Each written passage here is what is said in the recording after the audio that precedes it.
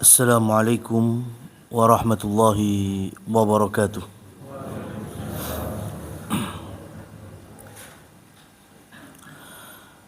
Alhamdulillahi wa kafa. Wassalatu wassalamu ala rasulina al-mustafa. Asyhadu an la ilaha illallah wahdahu la syarika lah. Wa asyhadu anna Muhammadan abduhu wa rasuluh. Allahumma salli wa sallim ala nabiyyina Muhammad, amma ba'du. Ma'asyiral muslimin wal muslimat, para jamaah yang dirahmati oleh Allah Subhanahu wa taala. Segala puji bagi Allah yang telah menganugerahkan kesempatan bagi kita untuk mengistimewakannya. Salah satunya yaitu dengan ketaatan dalam menjalankan salat subuh secara berjamaah. Kemudian kita lanjutkan dengan majlis ta'lim sirah Nabi Muhammad sallallahu alaihi wasallam. Harapannya tentu semoga Allah merahmati, memberkahi, memberikan ma'unahnya dan dicatatkan sebagai amal kebaikan sampai kita pun dipertemukan kembali di surganya. Allahumma amin. Jemaah yang dirahmati oleh Allah Subhanahu wa taala,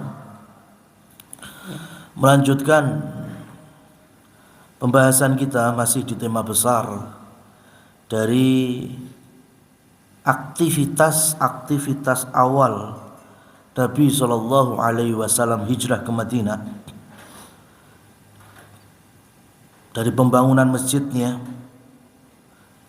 dan terakhir kita sampai di dalam pembahasan hadirnya syariat azan sebagai seruan untuk muslimin dan muslimat mengetahui awal waktu mengerjakan sholat.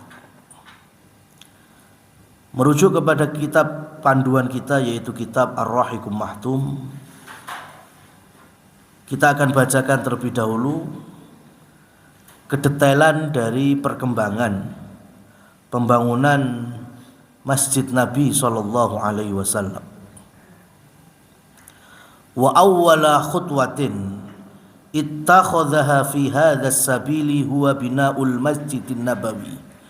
Di antara aktivitas yang Rasul sallallahu alaihi wasallam jadikan langkah pertama dalam peristiwa hijrah adalah membangun masjid. Washtara lidzalikal ardha allati barakat biha naqatuhu, di mana Rasul sallallahu alaihi wasallam mengawali membangun masjidnya itu dengan membeli terlebih dahulu tanah milik anak yatim. Wa kanat mi'atu dhira'in fi mi'ati dhira'in takriban, dan tanah awalnya yang dibeli adalah 100 kali 100 hasta. Dan Masjid Nabawi nantinya dibangun dengan ukuran pertama adalah sab'una dhira'an wa khamsah wa thalathuna wa sittuna dhira'an. Yang pertama, panjangnya Masjid Nabawi itu 70 dhira' dikali 60 dhira'. Satu dhira' itu 1 hasta.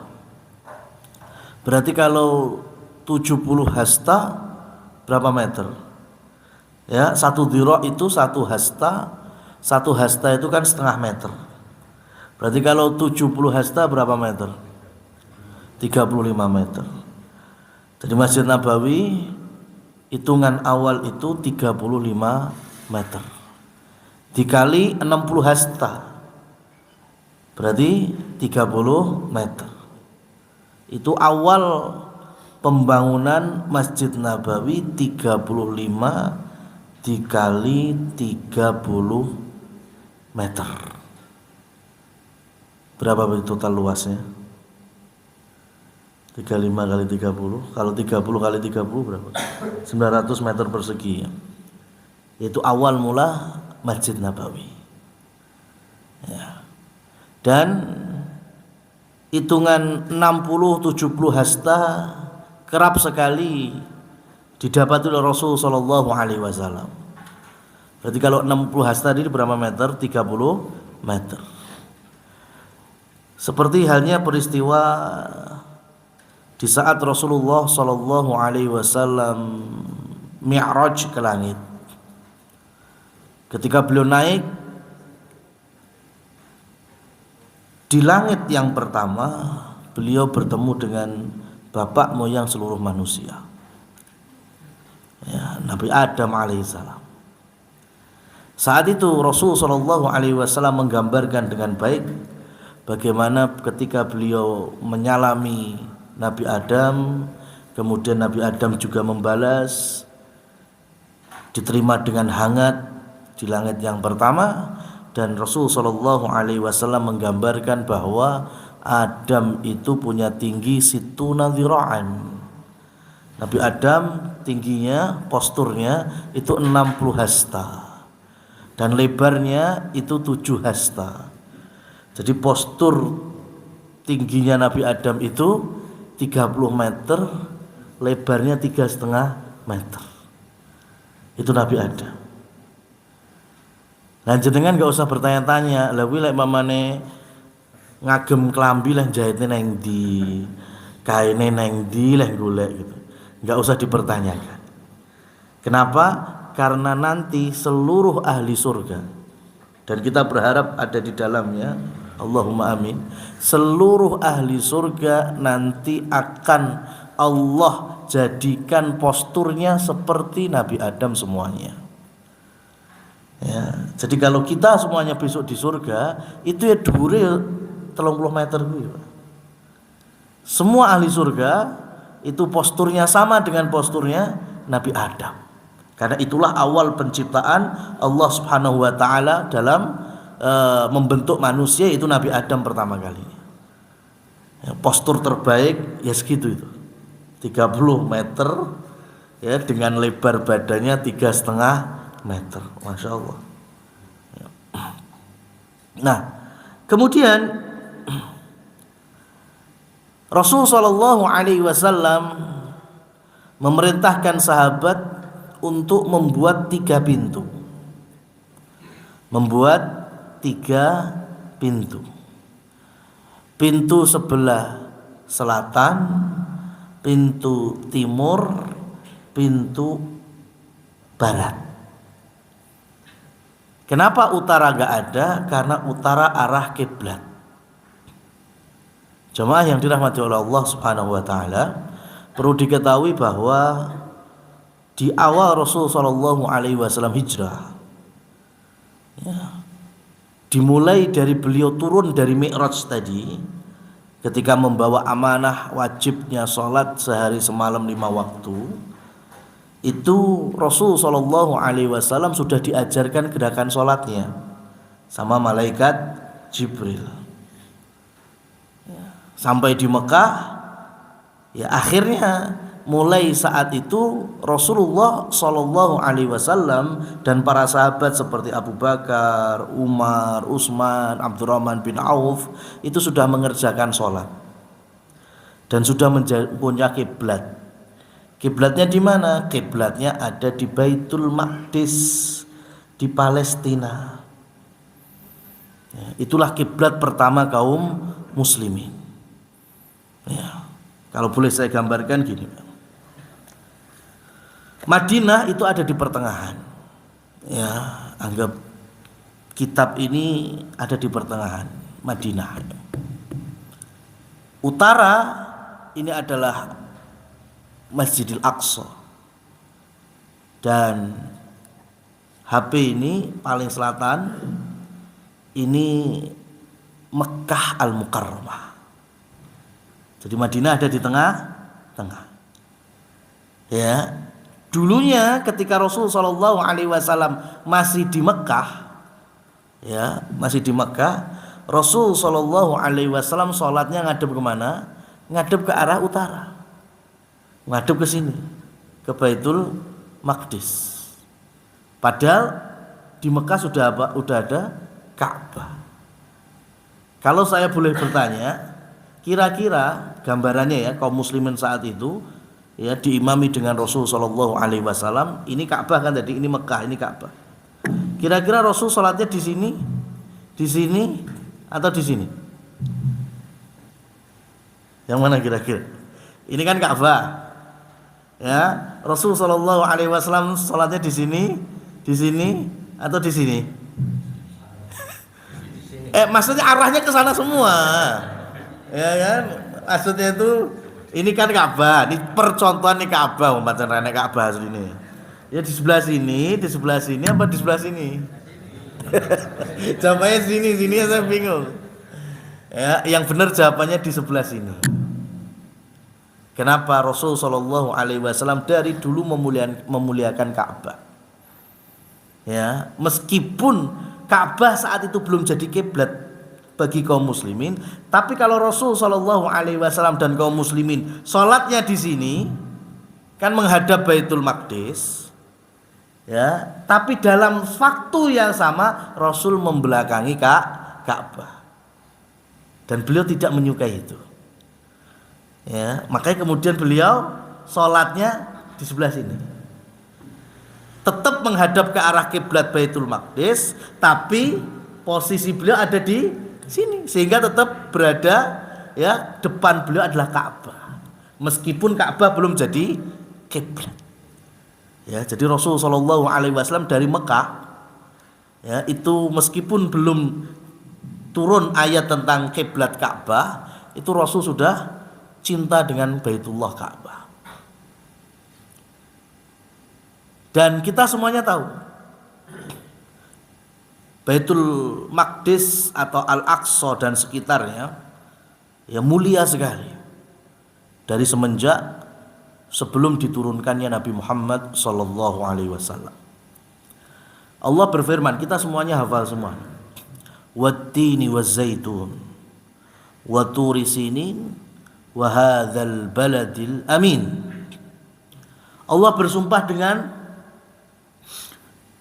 nama buah tin, nama buah zaitun.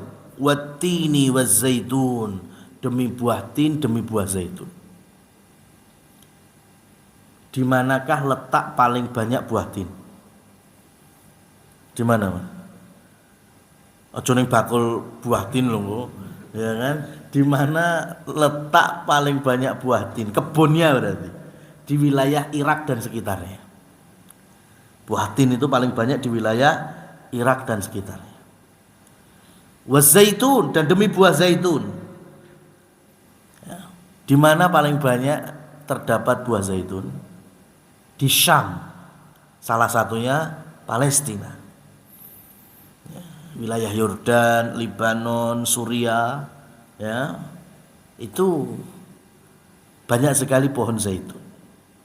Wa turi sinin, dan demi bukit Tursina.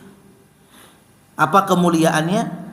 Di sanalah Allah Subhanahu wa taala mengajak bicara Nabi Musa untuk Allah berikan Tauratnya atau kitab suci Taurat.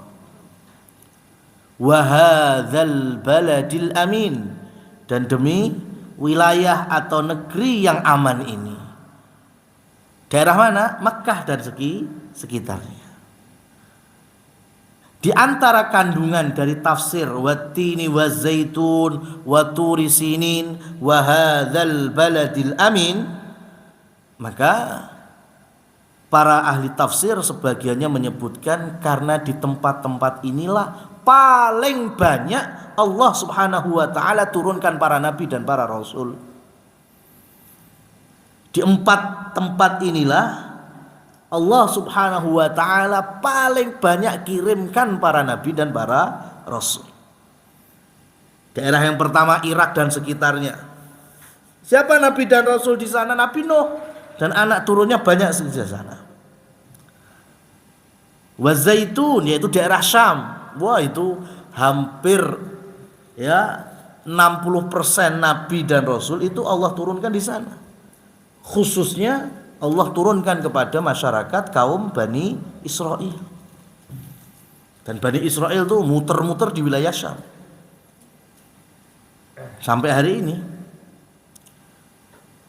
Dan Tursina masuk wilayah mana? Mesir. Allah turunkan siapa di sana? Nabi Musa dan saudaranya juga Nabi Harun. Dan dari Mekah Allah hanya lahirkan satu nabi. Wa hadzal baladil amin, Allah lahirkan dari wilayah tersebut yaitu Nabi kita Muhammad sallallahu alaihi wasallam. Kalau yang sempat nangkring ya, sempat hidup, sempat domisili ada. Seperti Nabi Ibrahim, ya, seperti Nabi Ismail, Nabi Soleh, itu sempat di wilayah tersebut. Tapi yang lahir dari tanah Mekah itu hanya satu, yaitu Nabi Muhammad sallallahu alaihi wasallam. Artinya wilayah Syam itu Allah turunkan banyak nabi. Makanya tanah Syam, tanah yang mulia. Allah berkahi sekitarnya dan dijadikan kiblat pertama bagi kaum muslimin. Jadi Rasul sallallahu alaihi wasallam semenjak Isra Mi'raj tahun ke-10 menginjak tahun 11 kenabian. Berarti tahun ke-13 Rasul hijrah.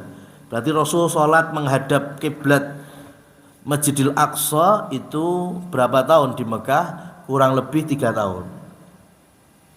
3 tahun. Kemudian hijrah ke Madinah.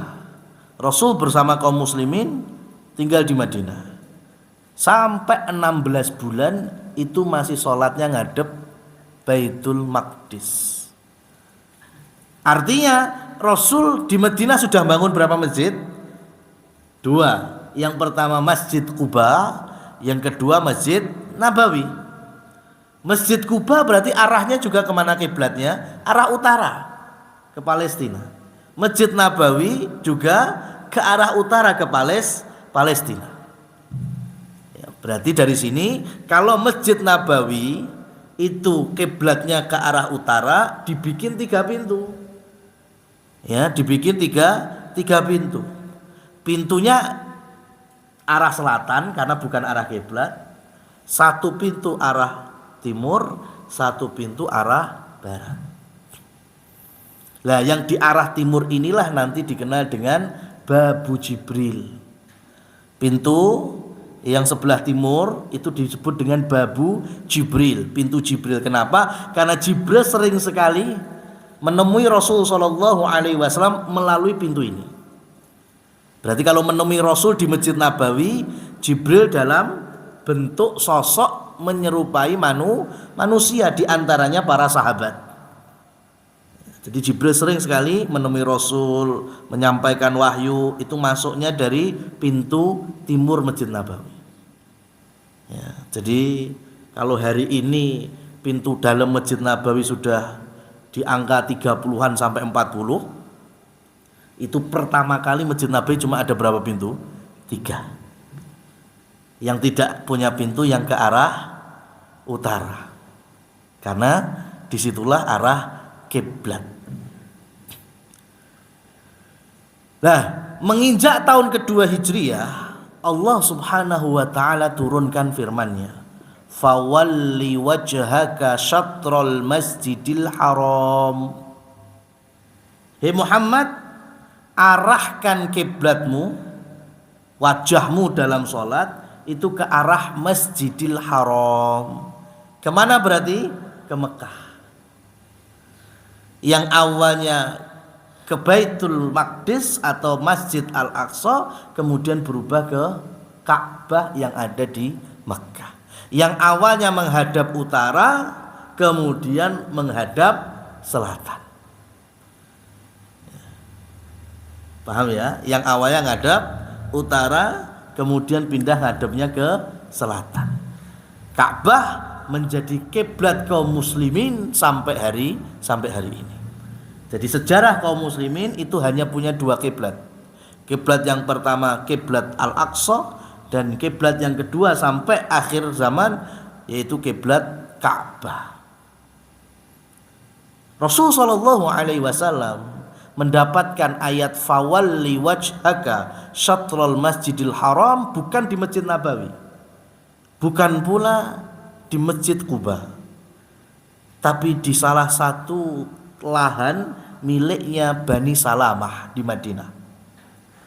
beliau sholat zuhur, dalam riwayat yang lain sholat asar, ya, tapi lebih dikuatkan oleh para ahli sejarah sirah Nabi yaitu di waktu zuhur. Rasul Shallallahu Alaihi Wasallam mengimami notabene masyarakat Bani Salamah sholat zuhur,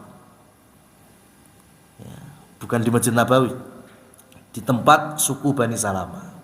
Tiba-tiba di rokaat ketiga bangkit dari tahiyat awal, Rasul Shallallahu Alaihi Wasallam mendapatkan perintah fawalli wajhaka syatrul masjidil haram.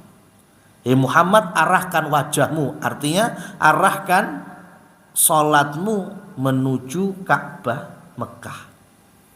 Berarti di rokaat ketiga sholat zuhur saat itu, yang 2 rokaat awal ngadepnya kemana? Ke utara.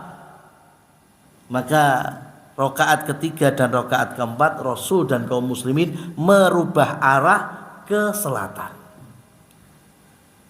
yang kemudian sebagai memorium peristiwa perpindahan kiblat hari ini dibangun oleh kerajaan Saudi Arabia yang dikenal dengan Masjid Kiblatain.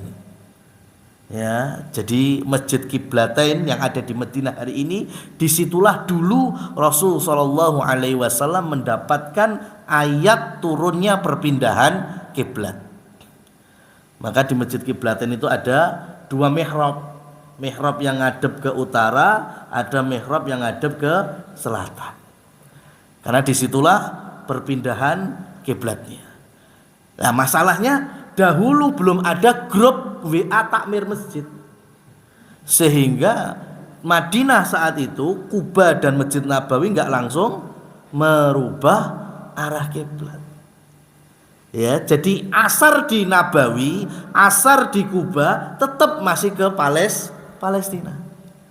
Karena Rasul belum balik, belum tersiar kabar perpindahan kiblat. Masjid Nabawi itu baru pindah ke arah selatan setelah Rasul datang, dan itu masuk waktu maghrib. Jadi di Bani Salamah itu dari zuhur sudah pindah kiblatnya. Berarti sholat asar mereka sudah ngadep ke selatan. Ya, di Masjid Nabawi itu baru maghrib. Baru Rasul dan kaum muslimin sholatnya ngadep ke selatan. Kuba yang 5 km dari Masjid Nabawi subuh baru madhep selatan. Ya, karena dimaklumi sekali belum ada WA group kan, jadi tersiar kabarnya rodok lambat itu. Masjid Kuba itu baru merubah posisi kaum muslimin menghadap kiblat Mekah itu baru sholat subuh. Ya, padahal Bani Salamah itu semenjak zuhur mereka sudah mendapatkan firman Allah fawalli wajhaka syatrul masjidil haram. Nah, jamaah yang dirahmati oleh Allah Subhanahu wa taala, karena berpindah kiblat yang awalnya pintunya 1 timur, barat dan selatan, karena ada ayat pindahnya kiblat, maka pintu timur tetap, pintu barat tetap, pintu selatan ditutup. Ya, pintu selatan ditutup. Dan dan wilayah utara yang awalnya nggak punya pintu dibuatkan pintu. Sehingga pada tahun kedua Hijriah Masjid Nabawi pintunya ada berapa? Yo pancet 3. Ya, 1 di timur, 1 di barat, 1 di utara. Selatannya sudah nggak punya pintu. Kenapa? Karena itu arah kiblat. Ya, catatan penting sekali bahwa dalam peristiwa perpindahan kiblat ini Rasul tidak pernah membongkar Masjid Kuba, apalagi Masjid Nabawi. Ya, Rasul tidak pernah membongkar Masjid Kuba apalagi Masjid Nabawi dan masjid-masjid yang lain setelah itu. Ya, tidak ada pembongkaran. Yang ada hanya Rasul Shallallahu Alaihi Wasallam memindahkan posisi menghadap sholatnya tok. Ya. Apa nilai besarnya jamaah yang dirahmati oleh Allah Subhanahu wa taala? Kalau Madinah ke Palestina, kalau kita bisa baca peta, buka peta, itu wilayahnya rodok simetris. Artinya Madinah ngadep utara, lurus itu Palestina. Tapi kalau Madinah ngadep ngidul, ya, untuk kiblat Mekah, Ka'bah, itu kalau jenengan lihat di peta, itu posisi Mekah dengan Madinah itu enggak simetris. Mekah rodok condong ke arah barat. Ya. Madinah di tengah-tengah tetap, tapi Mekah itu bukan di selatan persis, bukan. Ya, tapi kidul rodok ngulon. Tapi Rasul Shallallahu Alaihi Wasallam tidak pernah membongkar masjid, karena ketika turun ayat fawalli wajhaka syatra, syatra itu artinya searah, ya, searah, bukan tamam. Tamam itu persis, ya. Karena hari ini biasanya kalau musimnya srengenge kentang-kentang, biasanya takmir masjid atau sebagian kaum muslimin termasuk saya itu dapat share-sharean WA. Ayo kaum muslimin, mumpung matahari ada di tengah-tengah kita, ya, khususnya bagi takmir masjid, untuk mengkalibrasi, ya, arah kiblat masjid-masjidnya, ya, sampai titik koordinat sekian sudah. Maka ini bagian dari takaluf, memberatkan kaum muslimin. Kalau kita sholat harus dengan kiblat yang terkalibrasi, kudu simetris, lurus pancet, ya, harus titis Ka'bah persis. Nah itu susah, Mas. Mungkin hari ini sudah ada alat lah, atau teknologi. Zaman Rasul gimana? Zaman Abu Bakar, Umar gimana? Nggak bisa. Bahkan hari ini pun saja, kalau masjid dikalibrasi, apa rumah kita juga dikalibrasi ala kiblatnya? Enggak toh, jenengan gak iso tahajud nang omah, Pak. Omahe kiblatnya ora dikalibrasi kok. Ya, dan belum semua masjid terkalibrasi. Jenengan pengen safar, berangkat safar ke Jakarta atau ke Surabaya, istirahat mau sholat ke rest area. Pertanyaannya, apakah setiap musola rest area sudah terkalibrasi arah kiblatnya? Enggak juga, enggak bisa kita sholat akhirnya. Ya. Kalau harus sesuai dengan kalibrasi. Aku era mudeng Pak kalibrasi ya apa? Ngerti oleh bal-balan ngegulne, wow barku saking senengi selebrasi lawi mudeng. Ya, lek kalibrasi saya enggak mudeng. Ya, jadi nggak harus persis, nggak harus. Yang penting searah kiblat. Ya. Apalagi sampai bertikai di antara kaum muslimin antar jamaah. Masjid kita ini ternyata ora pas kiblatnya. Ya, tapi bongkar. Cuma nggak punya dana, akhirnya bingung, Mas. Pilih ngedek nih, buka donasi ora barbar sampai kira ngadeg-ngadeg. Ya kan, kasihan akhirnya. Ya, Rasul aja tidak pernah bongkar Kuba, tidak pernah bongkar Masjid Nabawi. Ini manusia yang kita ikuti, orang yang paling bertakwa. Ketika ada perpindahan kiblat, cuma pindah arahnya saja sudah. Ya, nggak usah lebih sampai kemudian masjidnya di titik koordinat sekian. Dan bahaya sekali itu, karena saya pernah tanya wong sing mudeng kalibrasi itu.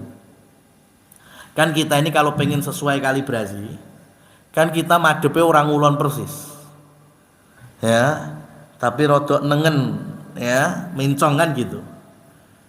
Saya pernah tanya orang yang mudeng itu, Mas, kalau umpama kita ini di luar satu koordinat saja dari kalibrasi kiblat, itu berapa kilo dari Ka'bah? Ya. Dijawab 1 derajatnya itu bisa sampai 200 kiloan. Nah itu kalau kita lihat peta, ya, kalau kita nggak persis kalibrasinya tadi, ya, kalau kita ngadep ngulon persis, wah itu sampai kita ketemunya piramida mbek seping Mesir.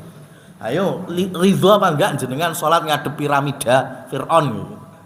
Enggak mungkin ridho kan? Iya, susah. Ya, kalau kita harus terbebani dengan kalibrasi itu tadi. Dan kalau sebagian dari kita, oke lah, masjidnya nggak usah dirobohkan, cukup karpetnya saja atau sajadahnya yang melu mencong. Ya, kan ada yang seperti itu. Tapi rata-rata sajadah atau karpet masjid yang dibikin mencong itu membuat soft pertama paling ciut. Iya apa enggak? Gila membahasan. Padahal keutamaan terbesar kaum muslimin laki-laki itu pahalanya di mana? Soft awal. Berarti kan masjid ataupun takmirnya menutup keberkahan bagi muslimin yang mau dapat soft awal. Karena soft awal jadi paling ciut kok, Mas. Ya. Itu yang pertama.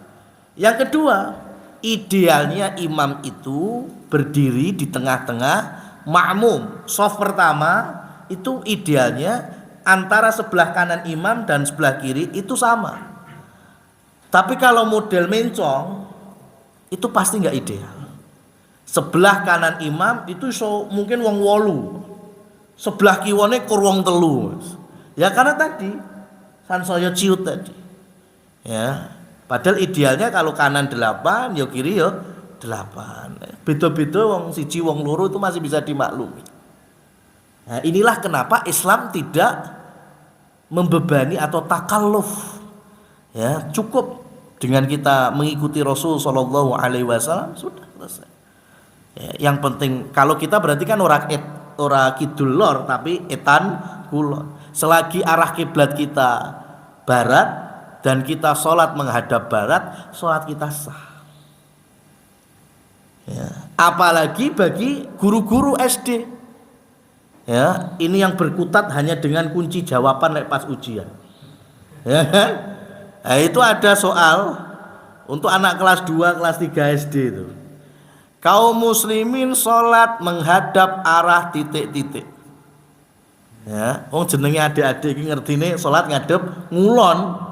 Ya, akhirnya jawab kaum muslimin sholat menghadap arah titik-titik. Dijawab barat.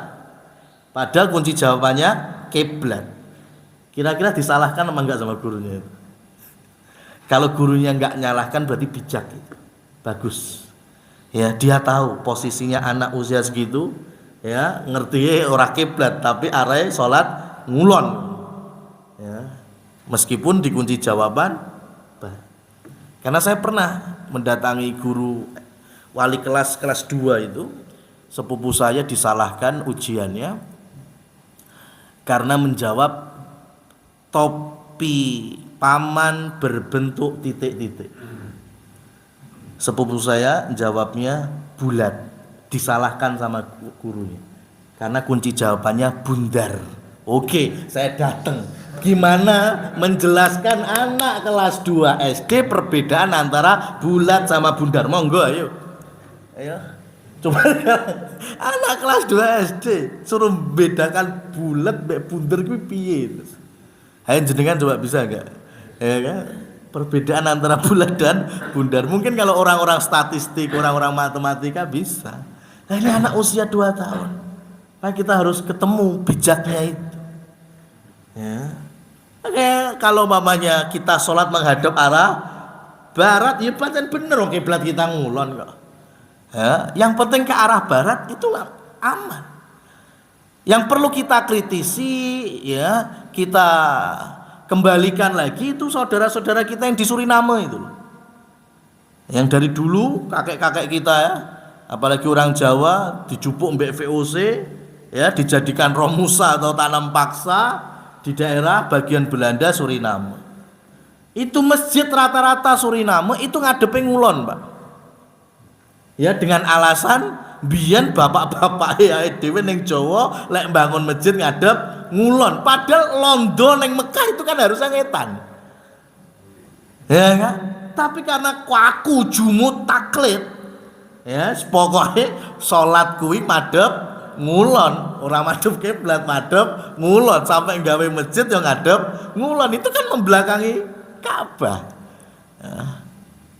Nah, ini itu yang perlu kita kritisi malah. Kalau di Indonesia aman. Ya, kita selagi madhep ke barat aman. Salat kita sah. Nah, ma'asyiral muslimin wal muslimat rahimani wa rahimakumullah tabaraka wa taala. Karena pembahasan masalah Masjid Nabawi dengan perpindahan kiblat, dan kiblat berikutnya adalah kiblat Mekah. Rasul sallallahu alaihi wasallam kemudian mengarahkan ke arah selatan. Anggap ini tadi adalah kiblat. Ya. Dan Ka'bah secara umum yang bentuknya hari ini kita mengenalnya dengan kotak, memiliki 4 rukun atau 4 sudut. Ya, 4 sisi. Ya, ada 1, 2, 3, 4. Yang paling masyhur kalau kita pengen mempelajarinya itu sesuai dengan telunjuk saya ya. Anggap ini sudut-sudut HP ini sudut-sudutnya Ka'bah.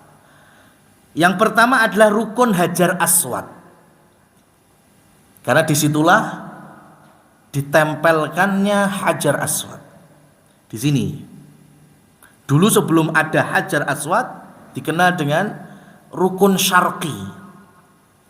Tapi semenjak ditempelkan Hajar Aswad, familiar dengan nama rukun Hajar Aswad atau sudut Hajar Aswad.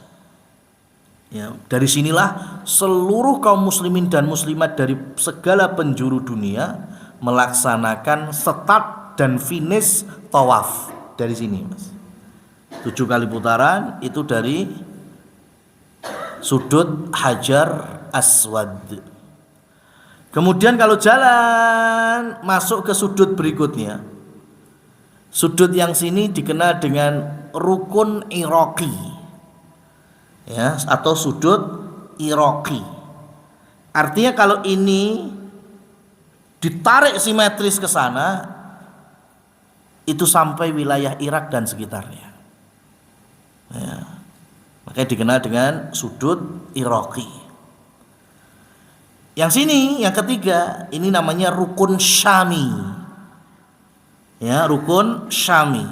Artinya kalau ditarik lurus ke sana, itu sampai wilayah Syam dan sekitarnya. Ya tadi Palestina, Yordan, Libanon, Suriah, Damaskus. Ya, itu dari Ka'bah dari sisi sudut atau rukun Syami.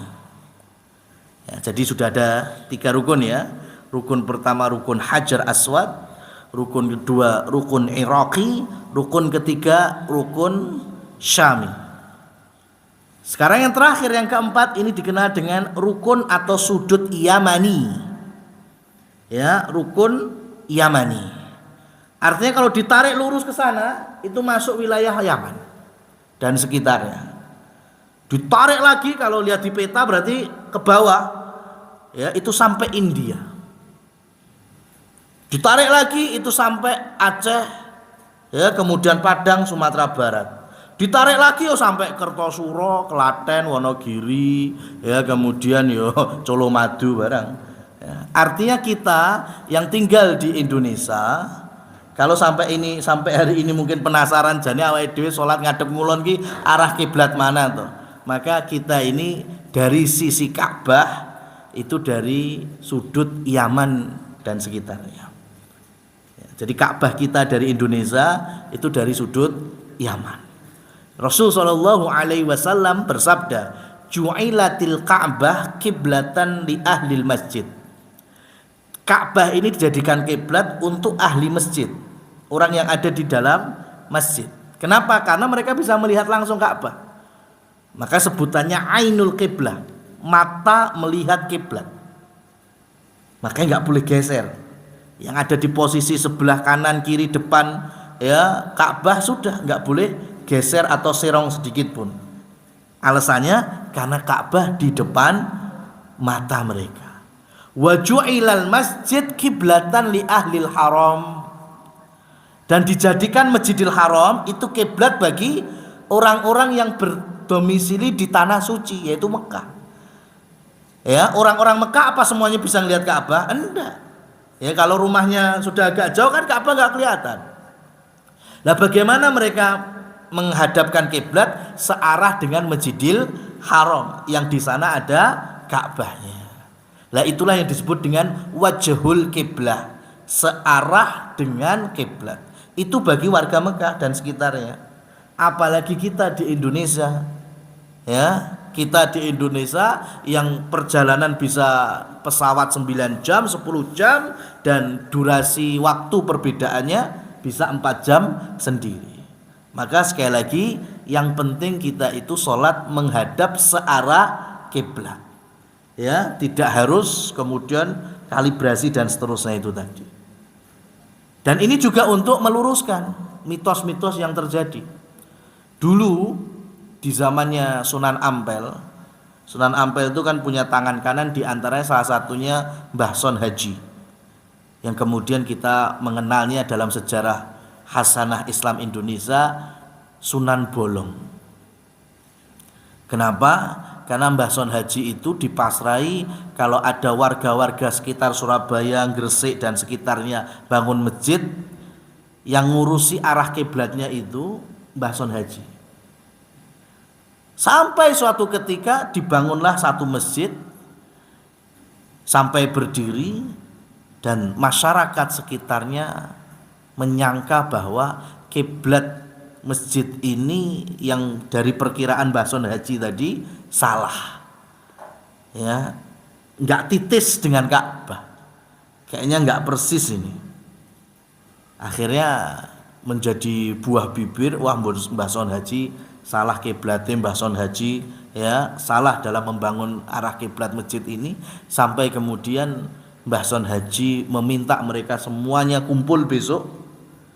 Yang hari ini Mbah Son Haji masuk ke mihrab masjidnya, dibolongi mihrab masjidnya. Kemudian beliau mengambil daun pisang terus digulung. Besoknya ketika masyarakat setempat sudah kumpul, diminta untuk meneropong dari lubang mihrab itu menggunakan godong gedang. Dan setiap orang ketika neropong, langsung deleng Ka'bah ning ngarepe. Ya, orang lagi ndeleng, Ka'bah tenan. Semua masyarakat akhirnya meyakini bahwa kiblat masjidnya enggak salah, karena ketika diteropong melalui teropong godong gedang itu langsung Ka'bah. Maka mulai hari itu Mbah Son Haji dikenal Sunan Bolong. Nah, kalau cerita mitos seperti ini terus menerus, ya Google Map enggak perlu ada. Ya, cukup godong gedang dibundir. Ya kan? Ya, percuma orang itu peneliti bikin Google Map itu percuma, sudah cukup godong gedang bolong Ka'bah. Ya. Ya enggak seperti ini kita memahaminya. Kita kan enggak tahu, bisa jadi Mbah Son Haji dulu memang ahli astronomi, kita kan enggak tahu. Ya, enggak dijelaskan itu. Mungkin beliau teknik sipil, ya, paham rasi bintang, ya, sehingga akurat di dalam mengkalibrasi kiblat itu. Cuma yang tersebar di kita cerita yang itu tadi, getok tular yang godong gedang ison dineropong sampai Ka'bah itu. Itu yang perlu kita luruskan. Lah, ma'asyiral muslimin wal muslimat rahimani wa rahimakumullah tabaraka wa taala. Jadi setelah Rasul sallallahu alaihi wasallam membangun Masjid Nabawi, ya, dengan 3 pintu utama. Yang awalnya kita lanjutkan dulu.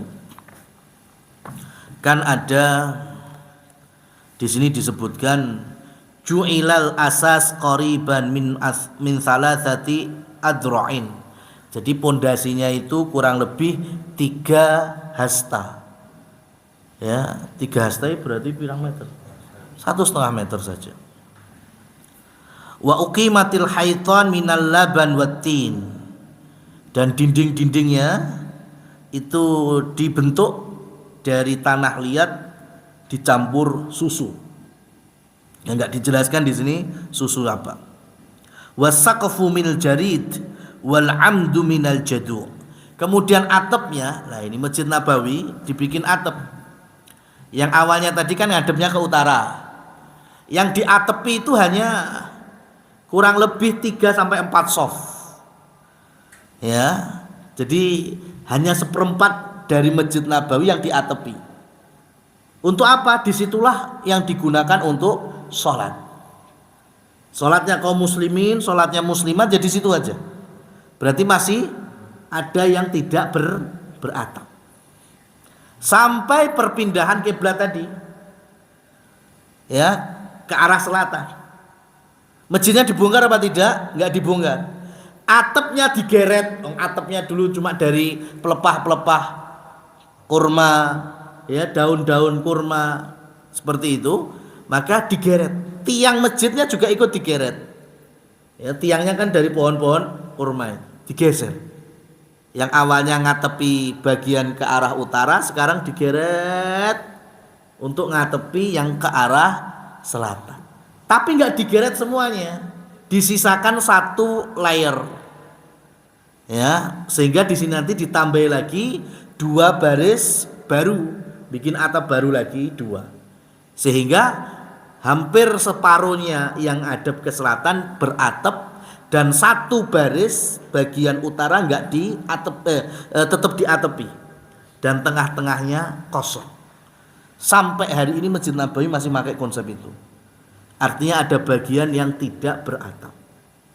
Lah apa fungsinya kemudian yang bagian utara masih ada 1 baris beratap? Inilah nantinya difungsikan untuk sahabat-sahabat yang datang ke Madinah, masuk Islam dari manapun saja, tapi nggak punya apa-apa, fakir, miskin, nggak punya penghasilan atau belum punya kerjaan, sehingga ditampung oleh Rasul Shallallahu Alaihi Wasallam di mana? Di Masjid Nabawi. Mereka tidur di situ, ya, makan juga di situ. Dari donatur-donatur atau dari muhsinin, dari kalangan sahabat yang memiliki makanan lebih di hari itu, dikenal dengan para sahabat Ahlus Suffah.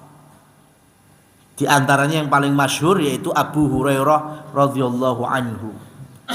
Abu Hurairah itu datang dari Yaman, namanya kan Abdurrahman bin Shahr ad-Dausi, dari suku Daus Yaman. Suku Daus Yaman itu suku yang balung gajah di sana, terkenal dengan perkebunan yang banyak dan peternakan yang berhasil. Makanya saya mau bertanya, kira-kira Abu Hurairah di Yaman kaya apa miskin? Kaya. Abu Hurairah tuh kaya, galgendu di Yaman, ya kan? Tapi di Madinah nggak punya apa-apa, miskin, semiskin-miskinnya Abu Hurairah. Kenapa? Karena ketika beliau di Yaman mendengar ada nabi baru, membawa syariat baru, keyakinan yang sempurna, beliau pengen berangkat ke Rasul Shallallahu Alaihi Wasallam. Cuma masalahnya membawa apa? Kayanya itu kaya kebun, kaya ternak.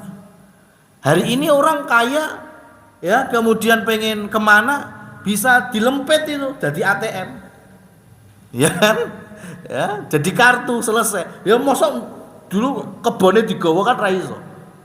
Ya, minimal dulu orang kalau safar bawa kambing. Untuk apa? Kalau di pertengahan jalan butuh susu, tinggal meres kambingnya.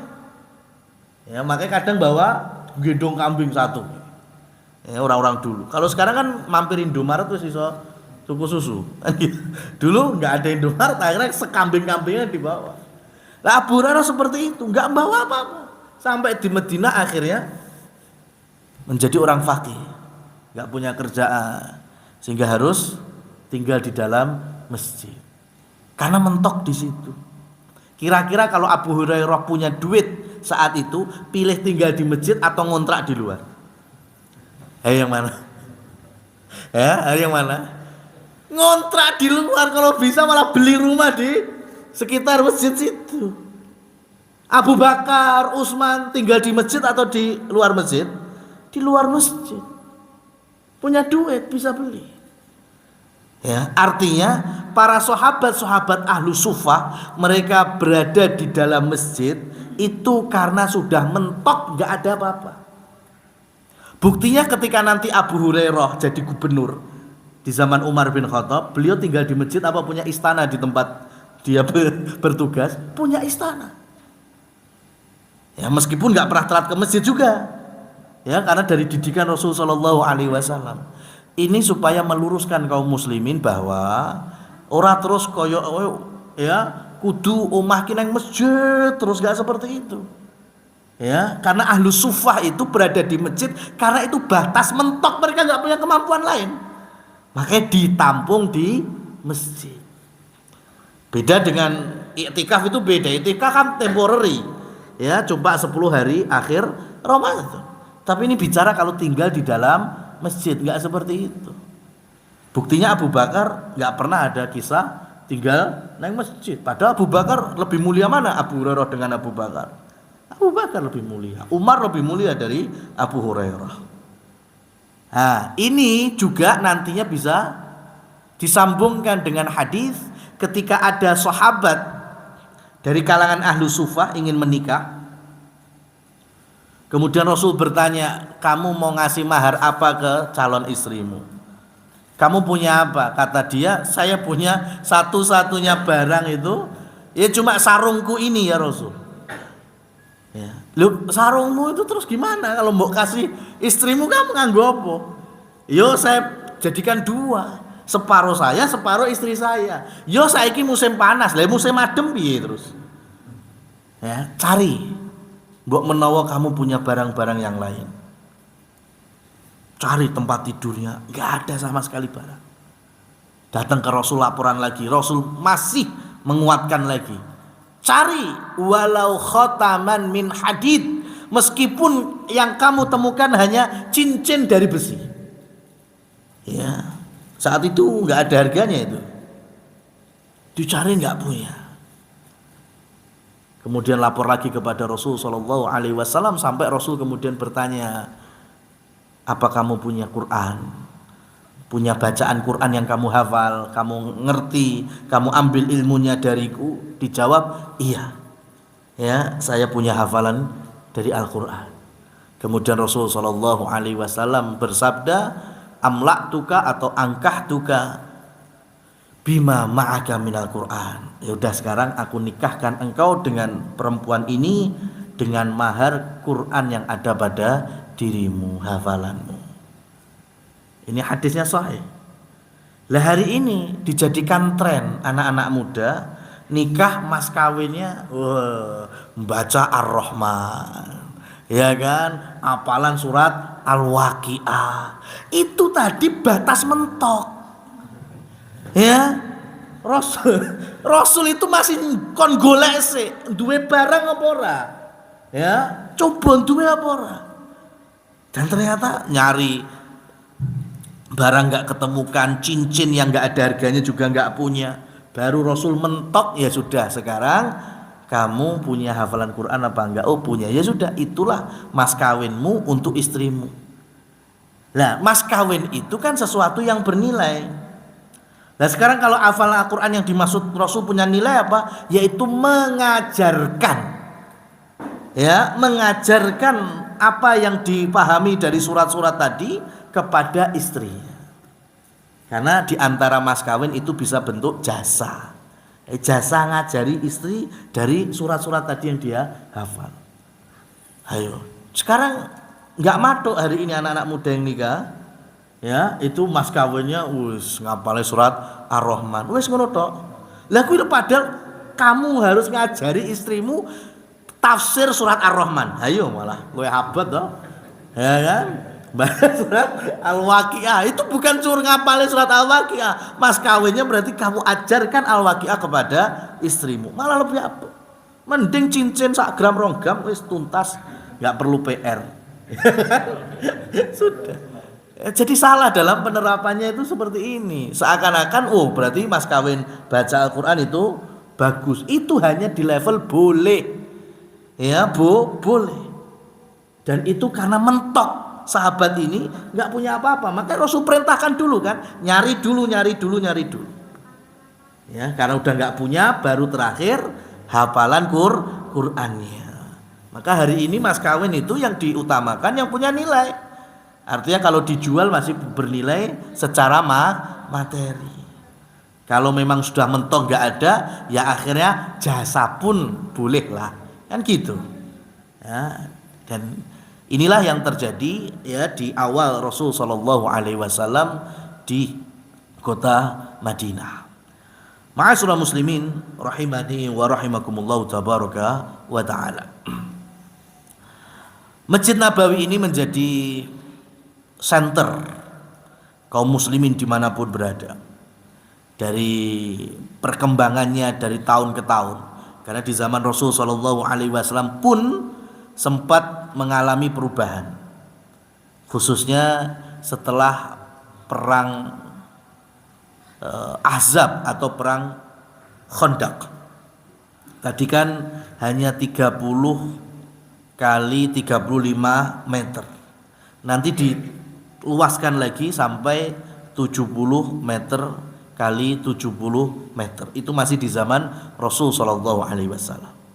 Dan nanti berkembang lagi di zamannya Umar, Utsman. Yang tidak kalah pentingnya ketika Masjid Nabawi dibangun, itu nantinya ada sahabat Utsman bin Affan sama At-Tamim Ad-Dari. Tamim Ad-Dari itu yang membikin tali antara satu tiang dengan tiang, dikasih tali, kemudian ditaruh di situ lek cara Jawa niki ya ublik, Mas. Ya, ublik, penerangan untuk Masjid Nabawi. Jadi dialah sahabat yang pertama kali ngasih penerangan di Masjid Nabi. Jadi kalau hari ini kaum muslimin ada yang menghandle lampu, kelistrikan masjid, itu pahalanya juga mengalir ke sahabat Tamim Ad-Dari. Ya, karena beliau yang menjadi sunnah pertama atau mencontohkan pertama, yaitu memfasilitasi rumah Allah yaitu dengan penerangan. Ya, makanya kalau bisa jenengan itu kalau ada masjid lampu mati itu cukur ganti lampu nih bola metok, bilang ke takmirnya sisan listriknya, ya kan? Karena dulu Tamim Ad-Dari itu ya ketika menerangi Masjid Nabawi ora kurniu metok bukan, tapi kalau minyaknya entek ya diisi minyaknya, itu Tamim Ad-Dari. Karena kalau bola metok ya mungkin ya under 50.000 dapat. Tapi kalau listrik itu kan bisa sasen, dan itu bisa jenengan jariahkan sampai anak cucu. Sampaikan kepada anak, nanti bapak wis gak ono lanjutkan. Ya, masjid yang di Al-Ikhlas itu ya tolong enek 5 bolam itu semua kita dulu. Sak listrik-listriknya sasen kita. Ya, seperti itu. Dan Masjid Nabawi sampai hari ini ada model seperti itu, wakaf-wakaf produktifnya.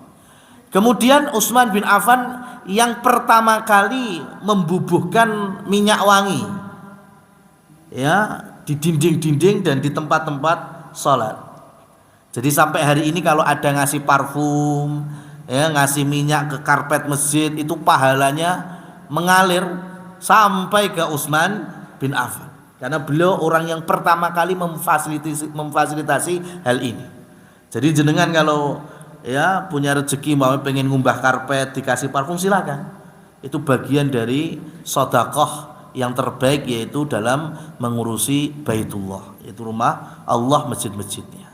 Inilah kurang lebihnya tambahan dari pembangunan Masjid Nabi Sallallahu Alaihi Wasallam dan kiblat bagi kaum muslimin. Aqulu qouli hadza fa subhanakallahumma wa bihamdika asyhadu an la ilaha illa anta astaghfiruka wa atubu ilaik.